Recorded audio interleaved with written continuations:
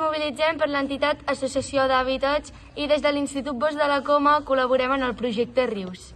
Aquest projecte, el projecte Rius, consisteix en anar al riu tant a la tardor com a la primavera i mirar coses sobre ell. Per exemple, tota la fauna, la flora i la vegetació que hi ha, els animals i la qualitat hidromorfològica que hi ha en el riu, per exemple, si l'aigua flueix, si el nivell habitual per l'època que estem a l'any, la freqüència de ràpids, etc.